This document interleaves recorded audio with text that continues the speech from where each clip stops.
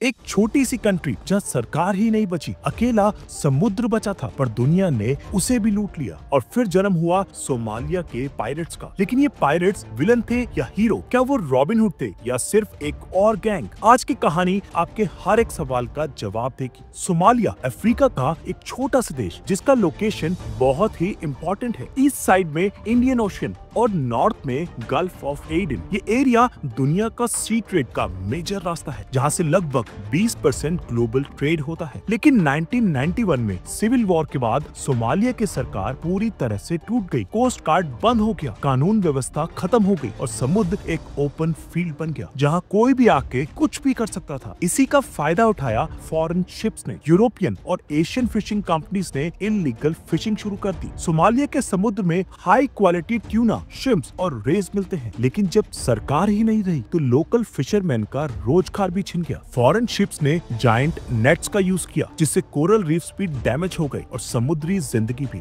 यही नहीं, foreign companies ने अपना टॉक्सिक इंडस्ट्रियल वेस्ट भी डंप करना शुरू कर दिया। यूरेनियम, मरकरी, लेड जैसे केमिकल्स समुद्र में फेंक दिए गए। ये डंपिंग 1980 से शुरू हुई थी, लेकिन 1991 के बाद तो किसी ने रोका ही नहीं। वेस्ट डिस्पोजल यूरोप में काफी महंगा पड़ता था। सोमालिया के कॉस्ट पर ये काम सिर्फ $2.5 पर टन में हो जाता था, जबकि यूरोप में $250 पर टन लगता था। लोकल वॉलेट्स को वेपन्स दिए जाते थे, बदले में उनसे डंपिंग की परमिशन ली जाती थी। इस डील को बोला गया गन्स फॉर वेस्ट। जब लोकल फिशरमैन ने देखा कि उनकी जिंदगी बर्बाद हो गई है, उनका समुद्र लूट लिया गया है और उनके लोग जहर से मर रहे हैं, तो उन्होंने खुद हथियार उठा लिए। शुरू में ये लोग अपने आप को कोस्ट गार्ड कहते थे, इल्लीगल शिप्स को रोकते थे, उनसे रिसोर्सेज बचाते थे। लेकिन धीरे धीरे उन्होंने रियलाइज किया कि अगर होस्टेज बना के रैंसम लिया जाए तो पैसा और भी मिलता है। और यहीं से शुरू हुआ मॉडर्न पायरेसी का बिजनेस मॉडल। 2009 में सबसे बड़ा इंसिडेंट हुआ जब American cargo ship Musk Alabama को हाईजैक किया गया। 4 सोमाली पायरेट्स ने इस शिप पर कब्जा किया। कैप्टन फिलिप्स को लाइफ बोट पे ले जाकर किडनैप किया गया। यूएस नेवी ने ऑपरेशन लॉन्च किया। 3 पायरेट्स को मार दिया गया और एक को जिंदा पकड़ लिया गया, जिसका नाम था अब्दी वाली अब्दी कादिर ब्यूज। उसे 33 साल की जेल मिली और आज भी वो अमेरिका में सजा काट रहा है। जेल में उसने अपनी ग्रेजुएशन भी कंप्लीट की है। पायरेसी एक प्रॉपर बिजनेस बन गया। इन्वेस्टर्स पायरेट्स को पैसा देते थे, बोट्स, वेपन्स और ऑयल के लिए। फिर शिप हाईजैक करने के बाद रैंसम मिलता, जो पैराशूट से शिप तक भेजा जाता। रैंसम का पैसा बांट दिया जाता, पायरेट्स को, इन्वेस्टर्स को और बाकी स्टाफ को। कभी कभी कुछ पैसा लोकल कम्युनिटी के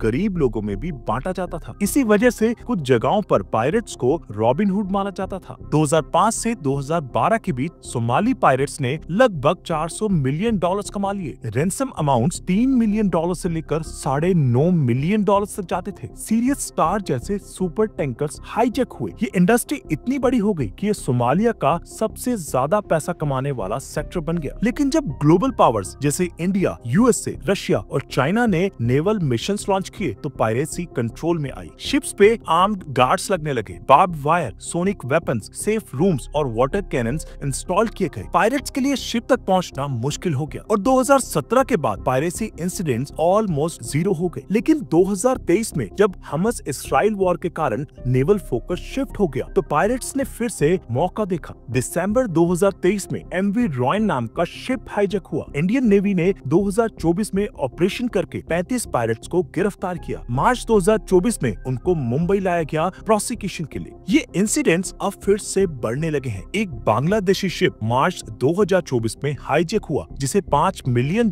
देकर छुड़ाया गया। नवंबर 2024 में एक चाइनीज फिशिंग शिप हाईजैक हुआ, जिसमें on board security guards he pirates के साथ मिल गए। रैंसम डिमांड $10 मिलियन थी, लेकिन डील $2 मिलियन पे सेटल हुई। लोकल सोमाली लोग पायरेसी को नेशनल डिफेंस के रूप में देखते हैं। एक सर्वे में 70% लोगों ने कहा कि वो पायरेसी को सपोर्ट करते हैं। उनका कहना है असली पायरेट्स तो वो है जो उनका मछली चुरा रहे हैं और उनका समुद्र जहर से भर रहे हैं। उन्होंने सिर्फ अपने हक के लिए लड़ना शुरू किया था। लेकिन आज पायरेसी एक ऑर्गेनाइज्ड क्राइम बन चुकी है, जहां गैंगस्टर्स, इन्वेस्टर्स और गन्स सब मिल चुके हैं। ये कहानी सिर्फ सोमालिया की नहीं है। नाइजीरिया के गल्फ ऑफ गिनी में भी ऑयल टैंकर्स का हाईजैक हो रहा है। लोकल लोग कहते हैं कि उनके एरिया से तेल निकाला जाता है, उनको प्रॉफिट नहीं मिलता, सिर्फ पॉल्यूशन और कैंसर मिलता है। तो उन्होंने भी अपना लूट लूट का सिस्टम खड़ा कर लिया है। लेकिन हमें ये याद रखना चाहिए, इनजस्टिस के खिलाफ आवाज उठाना इंसानियत है, लेकिन अगर वो आवाज खुद एक नए इनजस्टिस में बदल जाए तो उसका कोई मतलब नहीं रहता। आपको क्या लगता है, सोमाली पायरेट सच में रॉबिन हुड थे या एक और ऑर्गेनाइज्ड माफिया? कमेंट्स में जरूर लिखिए। अगर आपको कहानी पसंद आई हो तो चैनल को सब्सक्राइब कीजिए। ऐसे ही और सच्चाई से भरे केस स्टडीज के लिए मिलते हैं अगली वीडियो में। धन्यवाद।